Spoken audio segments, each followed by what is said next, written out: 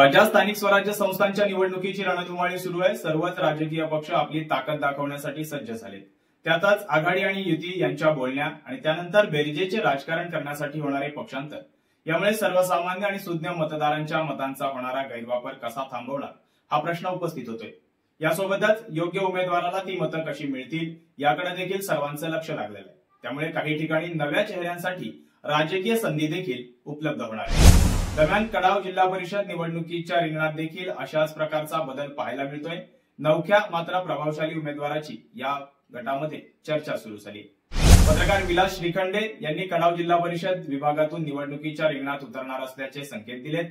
दांडगा जनसंपर्क आणि सामाजिक कार्य यामुळे पत्रकार विलास श्रीखंडे या नवीन चेहऱ्याला मतदारांचा मोठा पाठिंबा मिळतोय। कडाव जिल्हा परिषद निवडणुकीत विलास श्रीखंडे यांच्या सकारात्मक भूमिकेला मतदारांचा मोठ्या संख्येने पाठबळ मिळतोय। त्यामुळे राजकीय वर्तुळात आता चर्चांना उधाण आलंय। कडाव जिल्हा परिषद विभागातून निवडणुकीच्या रिंगणात उतरणारे विलास श्रीखंडे हे उमेदवार म्हणून अनेक संभाव्य उमेदवारांची झोप उडवणार असल्याचं राजकीय वर्तुळात बोललं जात आहे। त्यामुळे स्थानिक नागरिक आणि कार्यकर्त्यांमध्ये विलास श्रीखंडे हे सर्वसामान्य नागरिकांसाठी तसेच युवकांसाठी आणि सुज्ञ मतदारांच्या दृष्टीने योग्य उमेदवार आहेत अशी चर्चा सुरू आहे।